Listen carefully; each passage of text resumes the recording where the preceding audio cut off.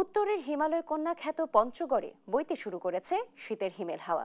তাপমাত্রা কমার সাথে সাথে বাড়ছে খেটে খাওয়া মানুষের দুর্ভোগ।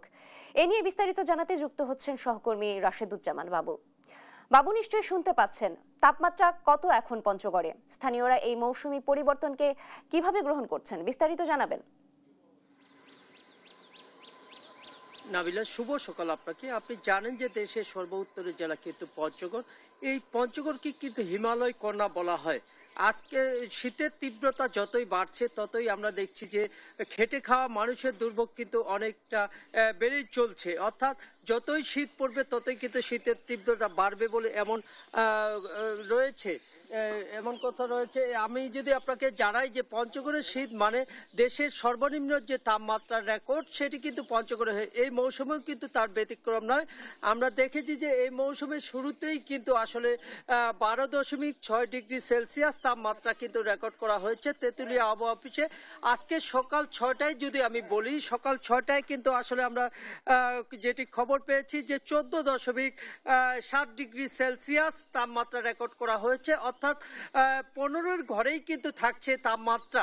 আমরা যদি দেখি যে পঞ্চগড়ের শীত যদিও 8টা না বাজতেই কিন্তু আসলে কুয়াশাটা অনেকটা কেটে যাচ্ছে, তবে ভোর হতে অর্থাৎ আগের দিন বিকেল হতে শুরু করে হিমেল হাওয়া বইতে থাকে, সাথে ঘন কুয়াশা। এই কুয়াশা কিন্তু থাকে কিন্তু আমরা দেখেছি যে সকাল 8টা পর্যন্ত অব্যাহত থাকে। ফলে কিন্তু আসলে কনকনে শীতে মানুষের যে দুর্ভোগ সেটি কিন্তু বেড়ে গেছে।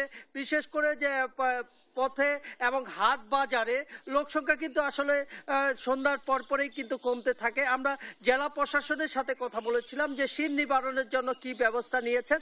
তিনি আমাকে যেমনটি জানিয়েছে যে আসলে শীত নিবারণের জন্য পর্যাপ্ত ব্যবস্থা রয়েছে। এর পাশাপাশি যে ত্রাণ ও দুর্যোগ মন্ত্রণালয় থেকে প্রায় 30 লক্ষ টাকা বরাদ্দ পাওয়া গেছে, এ দিয়ে শীত বস্ত্র ক্রয় করবেন বলে এরকম জানিয়েছে।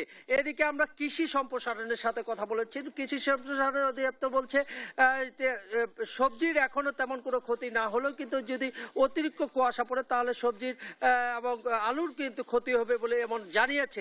আমরা এদিকে দেখেছি যে পঞ্চগড় আধুনিক সদর হাসপাতাল সহ 5টি উপজেলা থেকে শুরু করে ক্লিনিকগুলোতে আমরা দেখেছি যে শীতজনিত যে রোগী, সেই রোগীর সংখ্যা কিন্তু আসলে বৃদ্ধি পেয়েছে, যেই কারণে কিন্তু হাসপাতালের ডাক্তার এবং নার্সরা কিন্তু হিমঝিম খাচ্ছে।